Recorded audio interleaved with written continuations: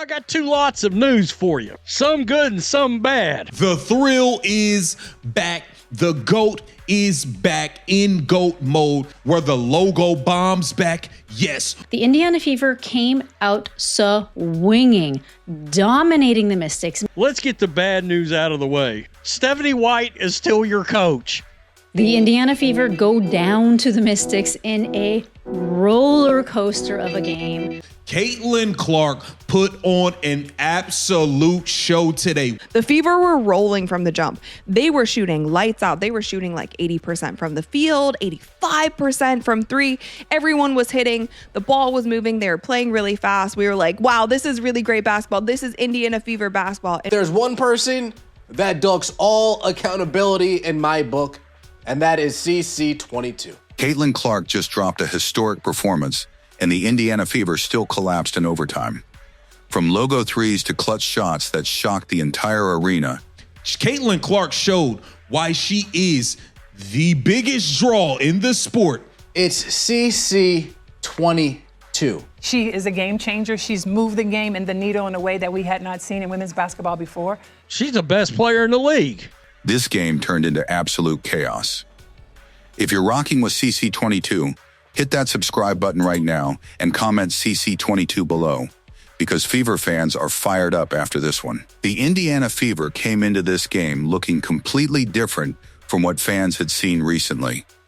Right from the opening tip, the energy felt electric. The ball movement was sharp, the pace was fast, and for the first few minutes, Indiana looked almost unstoppable. Caitlin Clark wasted absolutely no time putting pressure on the Mystics defense. Caitlin Clark, I can't blame you. I can't put the onus on you. Drilling back-to-back deep threes that instantly sent the crowd into a frenzy. And this wasn't just random offense either. The Fever were finally playing with confidence. Caitlin was pushing the tempo, firing laser passes across the court, and creating open looks everywhere.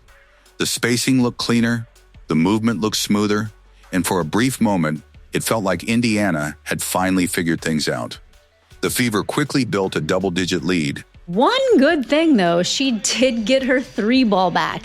Did she shoot it at a high percentage? No, she went 7 for 17, but some of those were clutch. And the Mystics honestly looked overwhelmed early on. Washington couldn't stop the transition game, couldn't slow down Caitlin's rhythm, and every possession felt like Indiana was seconds away from another highlight play.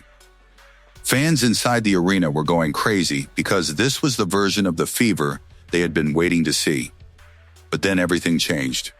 The second Caitlin Clark went to the bench, Caitlin Clark tried her best to single-handedly save Stephanie White's sorry A. I'm just keeping it real. Just go on. Caitlin Clark knocked down two threes. Stephanie White benched her. the entire flow of the game completely collapsed. The offense suddenly became stagnant, possessions turned messy, and Indiana started missing easy opportunities. The ball stopped moving, players looked hesitant, and the Mystics immediately sensed weakness. Washington took advantage fast. What was once a comfortable Fever lead slowly disappeared possession by possession. The Mystics became more aggressive defensively, started attacking the paint relentlessly, and Indiana looked completely rattled.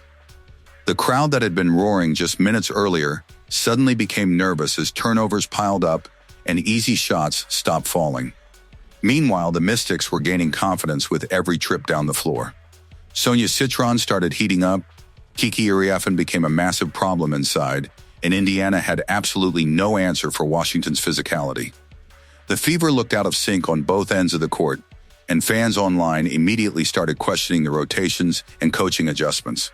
Majority has to go to Stephanie White being terrible. Because despite Caitlin Clark catching fire early, Indiana somehow allowed the entire game to flip upside down before halftime. Fire Stephanie White ass. She's a whole bum. She's a bum of a coach.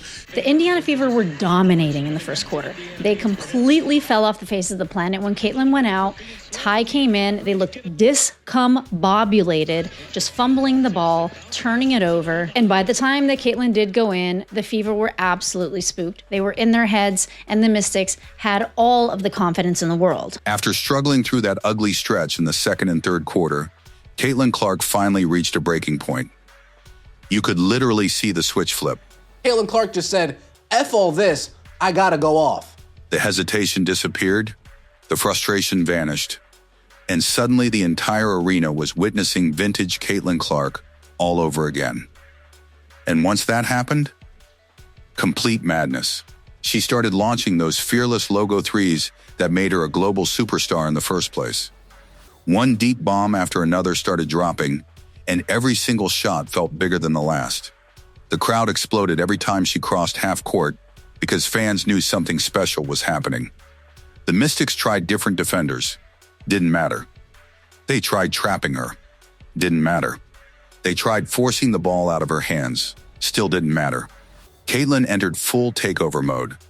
One moment she was drilling impossible shots from near the logo. The next she was firing cross-court passes directly into shooters' pockets. Indiana suddenly came alive again because their superstar completely refused to let the game slip away quietly. And this is what makes Caitlin Clark different. Most players lose confidence after a rough shooting stretch. Caitlin becomes more dangerous. The bigger the pressure, the louder the crowd, the more aggressive she gets. That fourth quarter felt less like a regular season game and more like a playoff movie scene unfolding in real time. Then came the sequence everybody is talking about. Indiana desperately needed a bucket late in regulation. The possession looked broken for a second, the clock was winding down, and the pressure inside the building was insane. Caitlin curled around the screen, caught the handoff, rose up from deep and bang, tie game. The arena absolutely erupted. Fans were jumping out of their seats, teammates were losing their minds, and even the broadcast sounded stunned by what they had just witnessed. It was one of those moments where you remember exactly why Caitlin Clark became the biggest draw in basketball. For a few seconds, it genuinely felt like she had completed one of the greatest carry jobs of the season. But the chaos wasn't over. The thrill is back. The GOAT is back in GOAT mode. Caitlin Clark put on an absolute show today. The Indiana Fever go down to the Mystics in a roller coaster of a game. The Fever were rolling from the jump. They were shooting lights out. They were shooting like 80% from the field, 85% from three. Everyone was hitting. The ball was moving. They were playing really fast. We were like, wow, this is really great basketball. This is Indiana Fever basketball. Were the logo bombs back? Yes. Yet, right after Caitlin's clutch three tied the game, the Fever nearly suffered one of the most heartbreaking endings imaginable. Sonia Citron launched a desperation half-court shot at the buzzer, and it actually went in. For one terrifying moment, Indiana fans thought the game was over. The Mystics were celebrating, the crowd went silent, and social media instantly exploded in confusion. But after officials reviewed the play, they confirmed the shot came just a fraction too late. Overtime. And honestly, that moment completely shifted the energy again. Washington entered overtime looking composed, confident, and aggressive. Indiana looked exhausted. Caitlin had spent the entire fourth quarter dragging the Fever back into the game, and suddenly the pressure became even heavier. Still, she kept fighting. She continued attacking, continued creating opportunities, and continued trying to keep Indiana alive, possession after possession. But the mistakes around her became impossible to ignore. Missed layups, empty possessions, bad shot selection, defensive breakdowns. The Fever had multiple opportunities to take control, but every time momentum started swinging their way, something went wrong. Meanwhile, the Mystics stayed calm and kept answering with huge plays of their own. Sonia Citron looked fearless. Kiki Iriafen dominated inside. Shakira Austin bullied Indiana near the rim. And Fever fans online completely lost patience as the game slipped away. The biggest frustration for many fans wasn't even the final score. It was the feeling that Caitlin Clark's historic performance had been wasted. She dropped 32 points, hit huge shots under pressure, delivered highlight passes, and completely transformed the atmosphere of the game, yet Indiana still walked away with another painful loss. And once the final buzzer sounded, social media turned into absolute chaos. Fans started blaming the rotations. Others questioned the coaching decisions. Some demanded more help around Caitlin immediately, because after watching Clark nearly pull off a miracle performance, Fever fans were left asking one brutal question.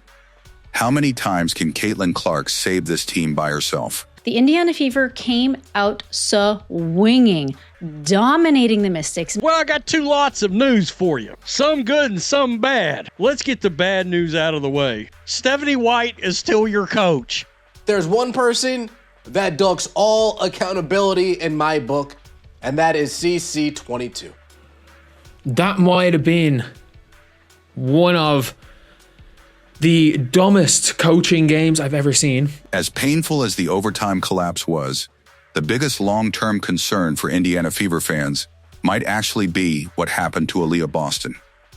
Midway through the game, Boston suddenly headed to the locker room with what was described as a lower leg injury, and she never returned. And the moment she disappeared from the lineup, the Fever's biggest weakness became impossible to hide. Size, physicality, interior defense. Everything started falling apart inside. Washington immediately attacked the paint over and over again, and Indiana simply didn't have enough bodies to slow them down.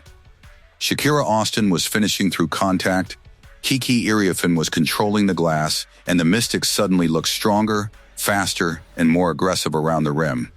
That's what made this loss feel even more alarming for fans. Because it wasn't just one bad game. It exposed structural problems that people have been talking about for weeks. Indiana's roster construction is now under a microscope. Fans are questioning why the Fever didn't prioritize more front court depth during the offseason, especially knowing how important Aaliyah Boston is to everything this team does. Once Boston exited, the rotations became chaotic, players were forced into uncomfortable matchups, and the defense started scrambling on nearly every possession. And then came the coaching criticism. Again, fans online were furious over some of the substitution patterns during the game, especially during the moments when Caitlin Clark was heating up early. Indiana had all the momentum in the first quarter, the crowd was fully engaged, and Caitlin looked ready to completely take over. But after she went to the bench, the rhythm disappeared almost instantly. That stretch changed the game. The Fever offense became stagnant, players looked unsure of themselves, and Washington took complete control emotionally. By the time Caitlin returned, Indiana was already fighting uphill. And that's what has many fans worried right now. Because this isn't the first time people have questioned whether the offense truly maximizes Caitlin Clark's strengths. There were long stretches where the ball movement looked slow, the spacing looked crowded, and Caitlin often found herself stuck off ball instead of attacking downhill or creating chaos in transition. Ironically, Indiana looked most dangerous once the structured offense completely broke down. The second the game became fast, unpredictable, and emotional, Caitlin exploded. That's when the logo threes started falling. That's when the crowd came alive. That's when Indiana suddenly looked dangerous again. And it created a massive conversation online after the game. Should the Fever simply let Caitlin Clark play freer basketball instead of forcing such a rigid system? Because when Caitlin starts playing instinctively, the entire energy of the team changes. But despite all the frustration, there was still one massive positive that Fever fans are holding on to after this loss. Caitlin Clark finally looked like Caitlin Clark again. The swagger was back. The confidence was back. The deep shooting returned. The emotional fire returned. For weeks, fans had been waiting for that signature breakout performance that reminded the basketball world exactly who she is. And despite the heartbreaking ending, this game delivered that reminder in a huge way. Now the pressure shifts directly onto the Indiana Fever organization. Because if Caitlin Clark is returning to superstar form while the team continues struggling with rotations, injuries, defense, and roster depth, The noise surrounding this franchise is only going to get louder from here. Caitlin Clark, I can't blame you. I can't put the onus on you. One good thing, though, she did get her 3-ball back. Did she shoot it at a high percentage? No, she went 7 for 17, but some of those were clutch. Caitlin Clark tried her best to single-handedly save Stephanie White's sorry A. I'm just keeping it real. Boy, I mean, just go on. Caitlin Clark knocked down two threes. Stephanie White benched her. Majority has to go to Stephanie White being terrible. Fire Stephanie White ass. She's a whole bum. She's a bum of a coach. The Indiana Fever were dominating in the first quarter. They completely fell off the face of the planet when Caitlin went out.